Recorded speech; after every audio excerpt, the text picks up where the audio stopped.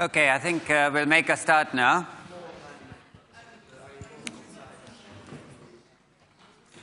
Today's lecture is about iron alloys.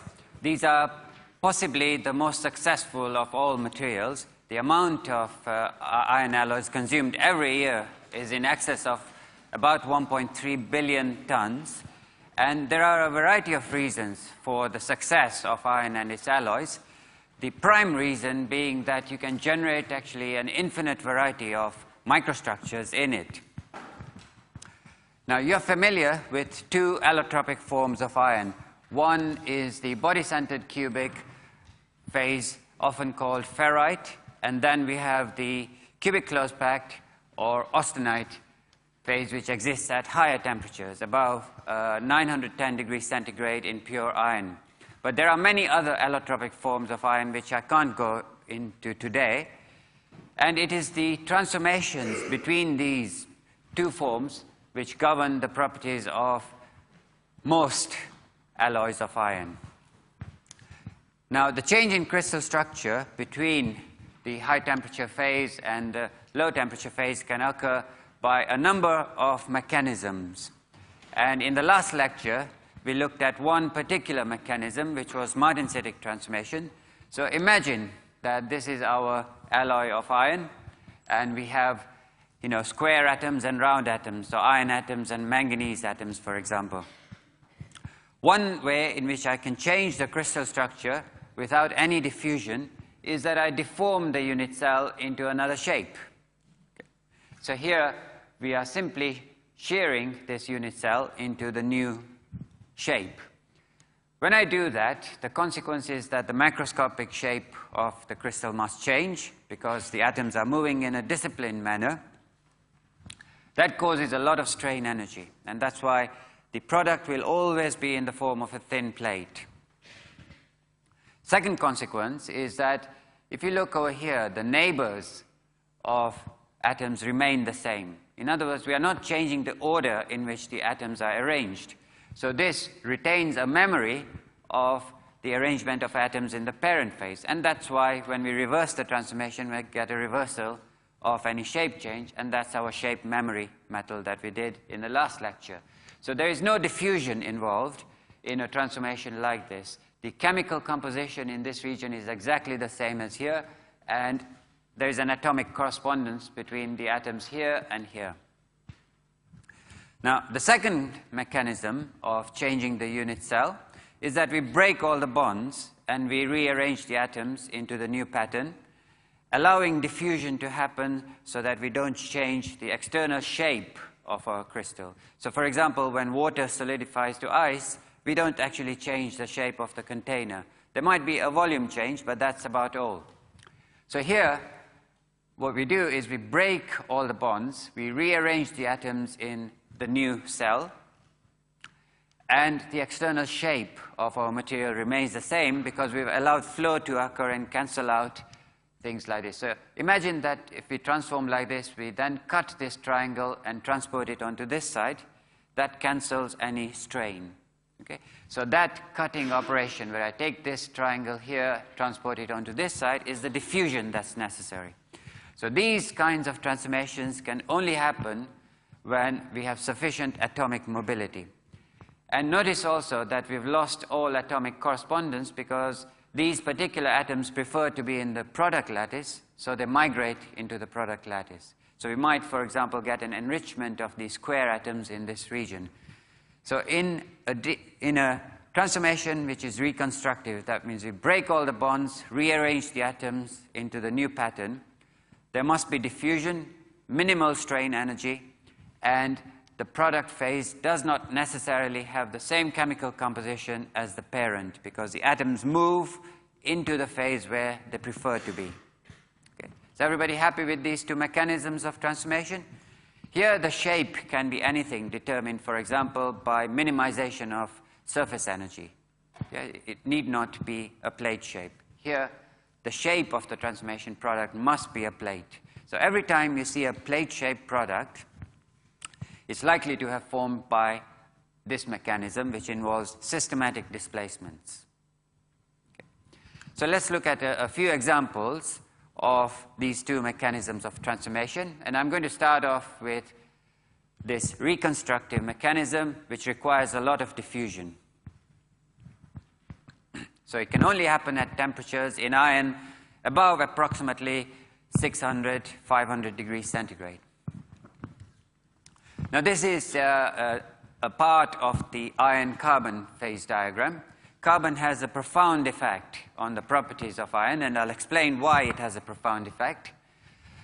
And this is a eutectoid reaction in which the austenite here will decompose into a mixture of ferrite and cementite. And cementite is simply a compound of iron and carbon, Fe3C, orthorhombic crystal structure, illustrated here.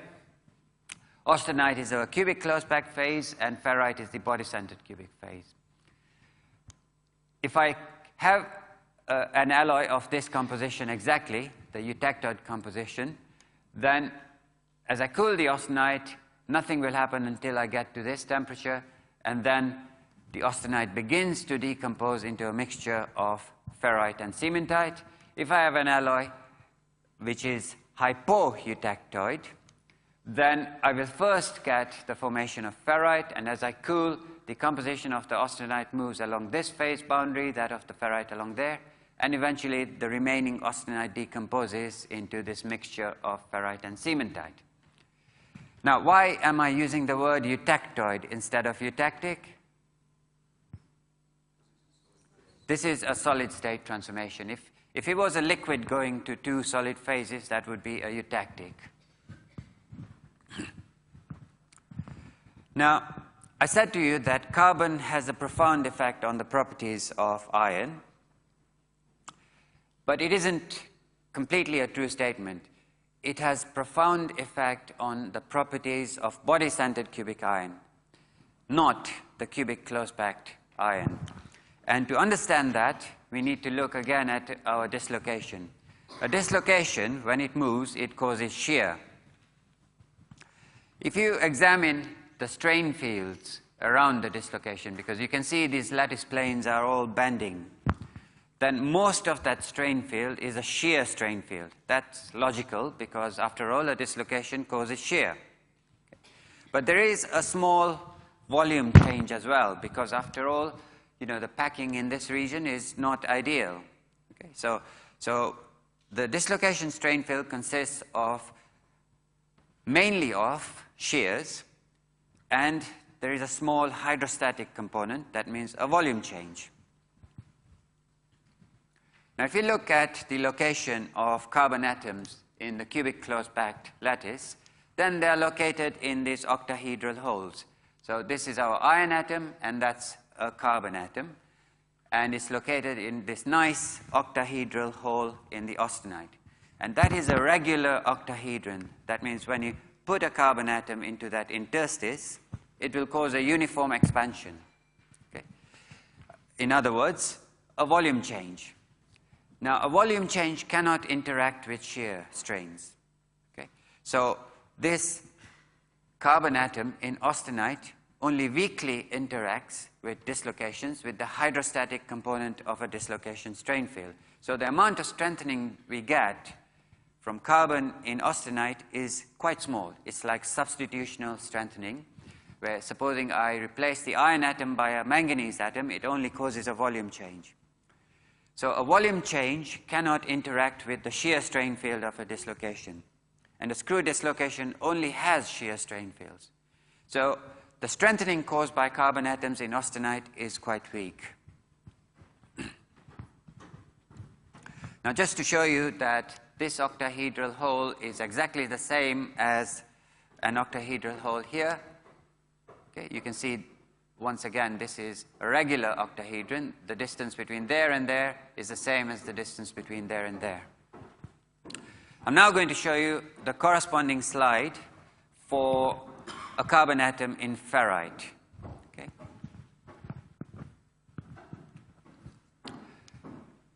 This is an octahedral hole in a body-centered cubic lattice.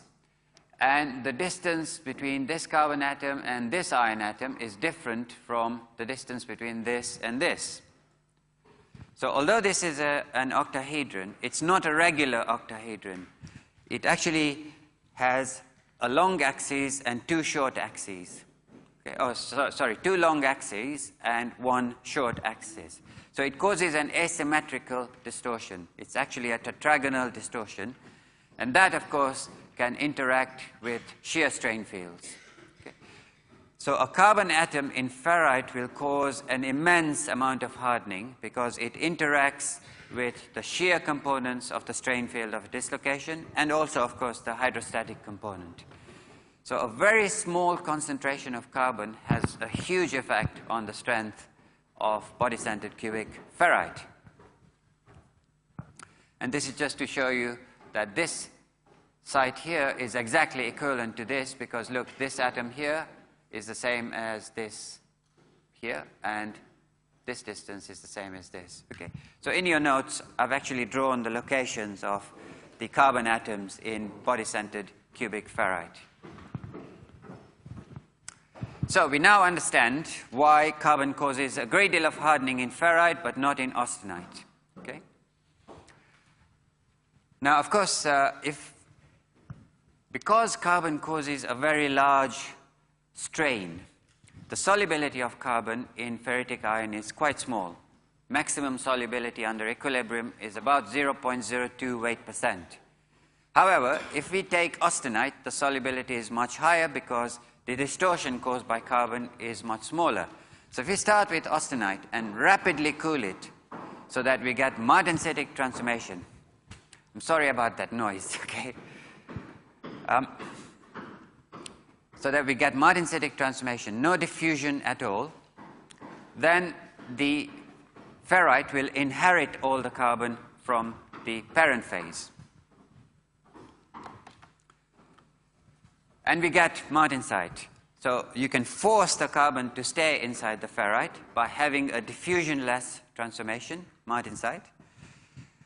But because carbon has such a huge strengthening effect on body-centered cubic iron, this martensite will be very, very hard, extremely strong, and unfortunately brittle at the same time. So you can see this is a plate of martensite and it's full of cracks. These cracks form as you cool the material rapidly to obtain martensitic transformation. This is an unetched sample, and you can see lots and lots of cracks there. So we can't use a material which contains cracks. Okay?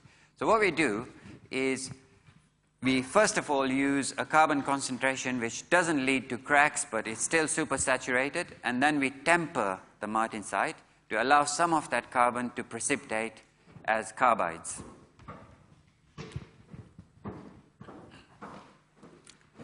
Now, tempering simply means that you heat treat the material, say, for example, at 200 degrees centigrade for an hour, so that the carbon has an opportunity to escape from the lattice of the martensite and form precipitates of carbide, precipitates of cementite. If you temper at a higher temperature, then of course you start to get recovery and recrystallization and so on. So if you follow the hardness of martensite in an iron-carbon alloy, as you temper, at first there are very gentle changes because diffusion is slow and all these precipitation, recovery, recrystallization processes take a lot of time. Once you get towards the temperatures where substitutional atom diffusion becomes significant, you get a rapid drop in hardness. So we are losing strength, but we are gaining in terms of toughness. Toughness is the ability of the material to absorb energy before fracture. Now, supposing that instead of just having carbon as a solute, we also have elements like molybdenum or chromium or vanadium, all of which are strong carbide-forming elements. That means they have a strong affinity for carbon. Then, at a temperature, okay, so if we have substitutional elements inside our material, then at a temperature when diffusion becomes significant, that means around 500 or 600 degrees centigrade, they are stronger carbide formers than iron, and they will precipitate alloy carbides, for example, molybdenum carbide or vanadium carbide or chromium carbide. And those carbides are extremely fine, and they have coherency with the matrix, and therefore they cause hardening. So you can see we get an increase in hardness as we temper the material. So this is known as secondary hardening, because the first hardening comes from forming the martensite.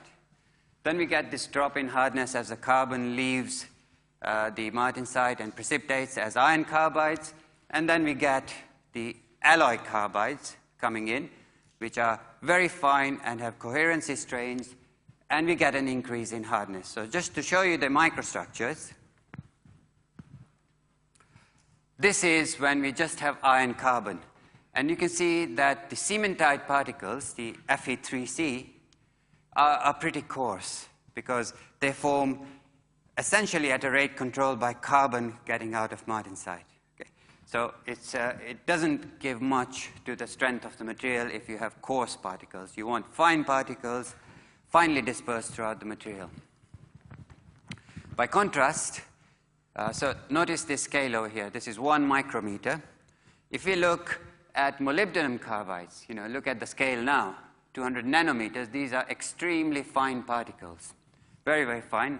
And it's clearer to see these in a dark field image. They are beautiful, coherent with the matrix, and very finely dispersed. Plenty of obstacles to dislocation movement, so we get this secondary hardening effect. And of course, we've removed most of the carbon from solid solution in the martensite, and therefore this is not brittle. Furthermore, the big advantage of secondary hardening is that this microstructure will be stable at high temperatures. Okay? It's been generated by tempering at high temperatures, so it will be stable at high temperatures. So these are the kinds of steels that we use to construct, for example, power stations, where the steam temperature may be about 600 degrees centigrade, and the steel has to survive that temperature for something like 30 years of service. You need a stable microstructure which actually has been generated at a high temperature. Everyone happy with secondary hardening? Okay. Now, can somebody tell me what this microstructure is? Okay, it's in a eutectoid steel. Sorry? Pearlite. And what does pearlite consist of? Yeah, so you have been told in the past that pearlite consists of layers of ferrite and cementite. Okay? And you can see that in this two-dimensional section that we have these layers of ferrite and cementite. And of course, a eutectoid composition is exactly like this, about 0.88% carbon. And the time-temperature transformation diagram for eutectoid steel will be very simple. If I take my austenite and I cool it to any particular temperature and hold it, I will get pearlite. If I cool it sufficiently rapidly, then I can miss the pearlite and just get martensitic transformation. So on this diagram, this horizontal line represents the formation of martensite. So I've got to cool the steel fast enough to avoid pearlite in order to get martensitic transformation. If I do something which shifts this curve to longer times, then that steel is said to be more hardenable because you can cool at a slower rate to get martensite. Okay? And for example, if I add anything which makes austenite more stable than ferrite, that will increase the hardenability of the steel. So manganese, for example, stabilizes austenite relative to ferrite, and this curve would move to the right, and I would require a much slower cooling rate to achieve martensite. So that's the essential feature of a time-temperature transformation diagram. As soon as I get below this eutectoid temperature, I will be able to generate pearlite. The reaction will be slow over here because the driving force is small. It will be slow over here because diffusion becomes slow. And there's this optimum temperature at which the rate of reaction is fastest. Of course, if I have a steel which is not of eutectoid composition but hypoeutectoid, then first I must get ferrite. And it's only when the austenite reaches this composition that it will decompose into pearlite. And here is an example of a hypoeutectoid steel, where these are the layers of ferrite which form at the austenite grain boundaries, which are heterogeneous nucleation sites. And as they grow, they reject carbon, because you can see the solubility of carbon in ferrite is much less than the solubility in austenite. So they reject carbon, so the remaining austenite becomes richer in carbon and then decomposes into this fine pearlite. Okay. Now, going back to this slide again, I'm just about to explain to you that this notion that pearlite consists of alternating layers of ferrite and cementite isn't strictly correct. And it comes from the fact that we are observing two-dimensional sections. The three-dimensional structure is quite different. This is a misleading micrograph. Before I show you the three-dimensional structure, one of the major applications of pearlite is in rail steels. The vast majority of railway lines are made from pearlitic steels. And they are very strong, because you can make the distance between the cementite and ferrite smaller and smaller by transforming at a lower temperature, and you get extreme strength, which is good for wear resistance. But they are not tough. They can break easily if, for example, the temperature falls. So this is an extract from Dr. Zhivago. Obviously, you may not have seen this movie. It comes from about the 1950s. But look, there is this Russian engineer saying that, the rails crack in frosty weather. So pearlite is strong, but it doesn't have toughness. And why doesn't it have toughness, even though the scale of the microstructure is very fine? Well, it's because in 3 dimensions, the structure of pearlite is not actually alternating layers. I want you to imagine that this cabbage is the cementite. So, all the leaves of the cabbage are connected in 3 dimensions. So that's like a single crystal of cementite. Okay? You then put it into a bucket of water, and the water is the single crystal of ferrite. So what we have is not really an extremely fine structure, but an interpenetrating bicrystal of ferrite and cementite, whose dimensions are not the spacing between the leaves, but actually the size of an individual colony of pearlite. Okay? So the toughness really depends on this scale, not on the distance between the leaves, because if the crystallography is the same here, then a crack can simply propagate undeviated. So pearlite is not as tough as it should be, because the interlamellar spacing isn't what controls toughness. It's the size of the entire colony, which is a bicrystal of ferrite and cementite. So about 10 years ago, we looked at this problem in our department, and we designed a completely different concept for rail steels. Yeah, the microstructure, as you can see, is quite different. This is a microstructure consisting of plates, so that gives you a clue that this has formed by a displacive mechanism. However, it's not martensite. It's something that we call bainite. Okay, and I'll explain to you what bainite is shortly. But if you look at the performance of this quite new microstructure,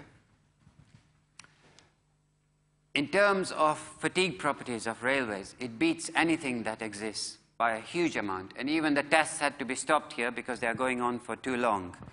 So it survives a phenomenon known as fatigue, where every time a wheel passes over a rail, it induces stresses and slowly the material cracks up. This new microstructure is capable of sustaining fatigue to much longer lifetimes than any of the previous rail steels. And similarly, if you look at the wear rate, every time a wheel passes on a rail, again it rubs off some material. Incredibly small both on the wheel and the rail. So this is now in commercial production. Okay? So a new kind of a rail doesn't contain any cementite at all. It's simply a mixture of ferrite and austenite. And the phase concerned is bainite. So this is now a time-temperature transformation diagram for a hypoeutectoid steel. That means it's not of the eutectoid composition. So when we transform it at a high temperature, we will first get those layers of ferrite at the austenite grain boundaries. If we transform it here, we will get pearlite. And there is this region here where we have this phase called bainite, which consists of very fine plates which are formed by a displacive mechanism of transformation. So you might ask, what is the difference between bainite and martensite? Well, if you look at your time-temperature transformation diagram, the bainite forms at a somewhat higher temperature than martensite. But it is actually martensite. It forms exactly like martensite, but because we are at a slightly higher temperature, the carbon then escapes out of the plate of bainite into the surrounding austenite and precipitates as cementite. So this is what we call an upper bainite microstructure, forms at a relatively higher temperature. Here, the carbon diffusion is slower, so you get some precipitation inside the plates and some precipitation between the plates from the austenite, and this is lower bainite. But essentially, this is martensite, but it forms at a temperature where the carbon can redistribute. We don't have to temper. This tempers automatically. Okay? While it is forming, it tempers itself, which is very nice. Okay? You don't have to give a separate heat treatment. So bainite is essentially martensite, but it tempers as it grows. The carbon escapes, precipitates, etc. Everyone clear about that?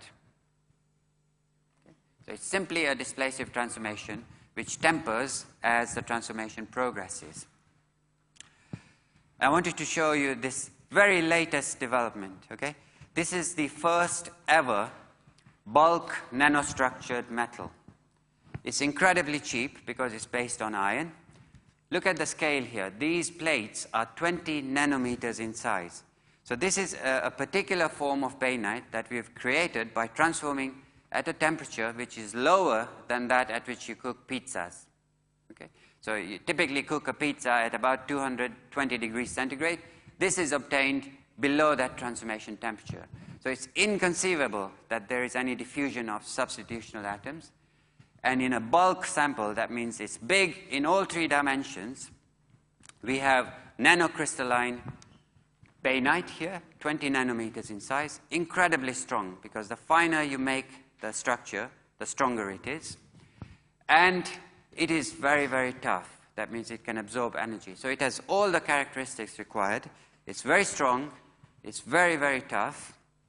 It has minimal cost. There's nothing special about its chemical composition. You can produce it using standard technology. So this is now making a big impact on critical applications. So for example, we are working on improving aero engines using this material. There's already major applications in armor. Yeah, this outperforms many forms of armor that exist at the moment. If you want to learn more about this, then there is an exhibition in the Science Museum where they've colored this picture. Okay? So this is exactly that picture, but they've added some artificial color. So if you go to the Science Museum in London, there is a big display about this. There's also a 100-year experiment because we've designed another form of bainite which will take about 100 years to form. Okay? But it will be incredibly fine. So that experiment is in progress in the Science Museum. So maybe your children can see the result, whether it will actually form in 100 years. Okay, going back to this diagram, we've covered ferrite, we've covered pearlite, we've covered martensite and bainite, and there's this strange thing here, Wiedmannsstaden ferrite. What is it? Well, I've talked about martensitic transformations involving a disciplined movement of atoms. Now imagine that we have a queue of soldiers here, and the military transport arrives. They are ordered to board the bus, and they do so in a highly disciplined and coordinated manner so that there's a complete correspondence between positions of soldiers here and in the queue. That's exactly the atomic correspondence that I was talking about. Furthermore, they may have to sit next to people they don't like. Yeah? So there's a lot of strain energy involved in a disciplined movement of atoms. Okay? So Martensitic transformations are often called military transformations. By contrast, we have a queue of civilians. As soon as the bus arrives, they all rush on board, they sit next to their friends. We've lost all atomic correspondence, and there's minimal strain energy. So this is called a civilian transformation, and ferrite and pearlite are civilian transformations. They're close to equilibrium. There is a third variety, and it's unique to steels.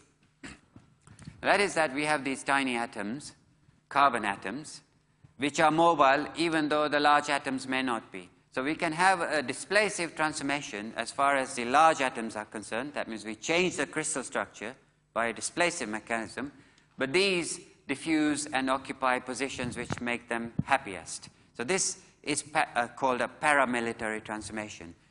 And Widmanstaden ferrite, first of all, you can see it forms as plates, okay, fairly coarse plates. And that gives you a clue that it's a displacive transformation. If you polish the sample completely flat and allow this to form, you will see the displacements on the surface. So that's consistent. But this displacive transformation happens at a rate controlled by the diffusion of carbon. Okay? So the carbon is never inherited by the Widmanstaden ferrite. It's partitioning as the transformation happens. So this is a displacive transformation which is slow. It occurs at a rate controlled by the diffusion of carbon atoms, and it's a true paramilitary transformation. The carbon atoms are diffusing, but the large atoms are not. Okay. Now, I hope I've given you an inkling of the complexity of iron and its alloys, and this is just touching the surface. There's a huge number of phase changes that we can have. I haven't even talked about the magnetic properties of iron. And without the magnetic properties, the iron would actually be hexagonal close packed at room temperature, and we would have very poor mechanical properties. We essentially wouldn't have civilization as we know it, because you just try to remove steel from your life and you'll see the problems that arise. So there's a lot more about this which can't be covered in this course, but it's an absolutely fascinating subject. Do you have any questions? Okay, thank you, and see you on Saturday.